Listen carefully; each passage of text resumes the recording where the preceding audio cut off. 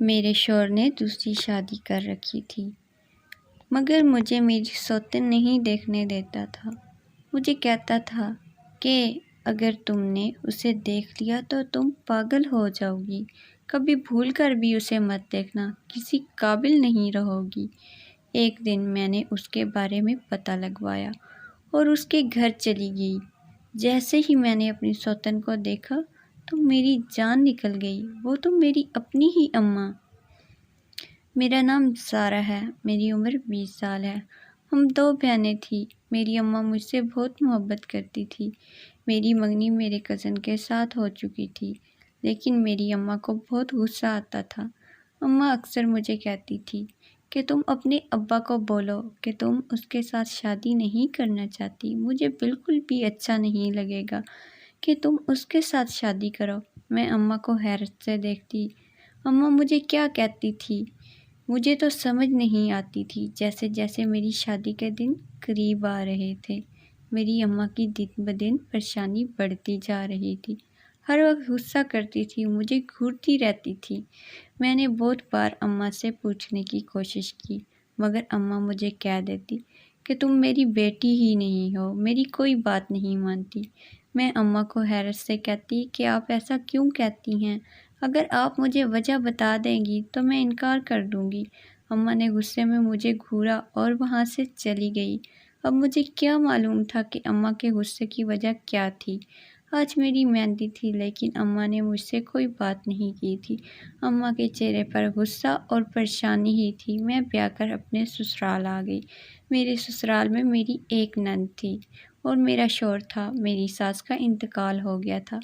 جب میری شادی ہو کر آئی تو اس کے کچھ عرصے بعد میری نند کی بھی شادی ہو گئی، لیکن اس کے بعد میرا شوہر اکثر گھر سے باہر رہنے لگا، گھر بہت کم آتا تھا۔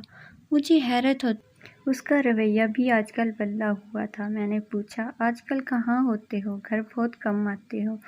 وہ مجھے کہنے لگا، اس سے تمہیں کوئی مطلب نہیں ہونا چاہیے کہ میں کہاں ہوتا ہوں کہاں نہیں۔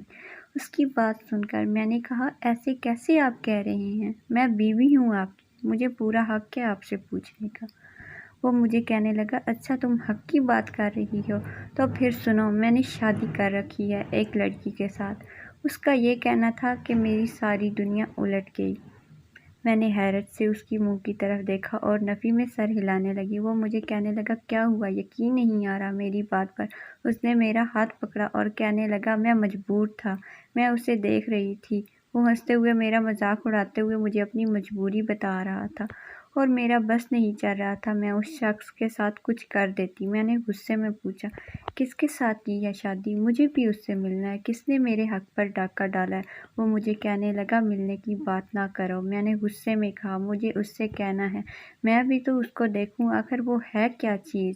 اس سے بہت بار کہا، لیکن وہ کہنے لگا، پاگل ہو جاؤ گی اس سے مل کر۔ میں نے غصے میں گھورا، مجھے میں کوئی ہمت ہی نہیں تھی میں اسے کچھ کہتی۔ میں نے کہا، کیا مطلب ہے تمہارا؟ میں بھلا پاگل کیوں ہوں؟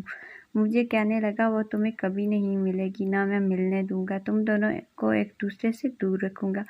میں نے اس کی طرف دیکھتے ہوئے نفی میں سر ہلایا اور کہا، ٹھیک ہے، تم نہیں مان رہی، اب دیکھنا میں پھر کیا کرتی ہوں۔ میں نے غصے میں کہا۔ وہ ہنسنے لگا، میری بے بسی کا مذاق اڑا رہا تھا، مجھے بتا رہا تھا، تم کچھ نہیں کر سکتی۔ اس کے بعد اس نے بس گھر میں چکر ہی لگانا ہوتا تھا۔ میں گھر میں اکیلی ہوتی تھی، رونے والی حالت ہوئی پڑی تھی۔ کیا کروں؟ میں سوچتی تھی، ایک بار لڑکی کو دیکھتی ہوں، اس سے پوچھتی ہوں، اس نے کیوں مجھ سے میرا شوہر چھینا؟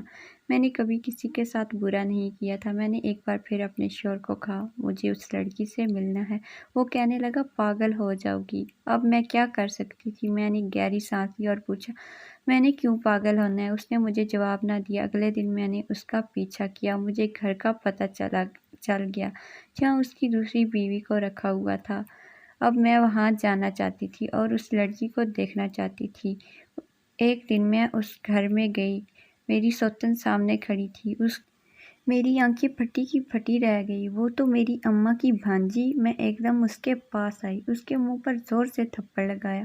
وہ حیرت سے مجھے دیکھنے لگی۔ میں نے غصے میں کہا، کیوں تم نے مجھ سے میرا شوہر چھینا؟ وہ غصے میں کہنے لگی، اس سے میں تم سے پہلے محبت کرتی تھی اور یہ بات تمہاری اماں جانتی تھی، کتنا تمہیں کہا رشتے سے انکار کر دو، اب میں تمہاری سوتن بن کر رہوں گی۔ لڑکی کو دیکھ کر مجھے لگ رہا تھا میں نے سچ میں ہی پاگل ہو جانا۔ کتنی معصوم تھی وہ اور کتنا بڑا قدم اٹھایا۔ میں گھر آ گئی۔ جب رات کو میرا شوہر آیا تو میں نے غصے میں کہا مجھے طلاق دے دو۔ وہ کہنے لگا نہیں دے سکتا۔ مجھے غصہ آ گیا۔ میں نے کہا دے دو، اس کے ساتھ رہو۔ وہ شرمندہ سا کہنے لگا مجھے اس سے محبت ہے پر میں تمہاری زندگی بھی برباد نہیں کرنا چاہتا۔ اس کی بات سن کر میں نے غصے میں کہا تم کر چکے ہو میری زندگی برباد، اور مجھے کچھ مت کہو۔ میں نے غصے میں کہا۔ وہ کہنے لگا وعدہ کرتا ہوں کبھی تکلیف نہیں دوں گا، بس اس سے میرے ساتھ قبول کر لو۔ کچھ دن تک میں غصے میں رہی، لیکن مجھے تب عقل آئی جب میں نے محسوس کیا طلاق یافتہ زندگی گزارنے سے یہی زندگی اچھی ہے۔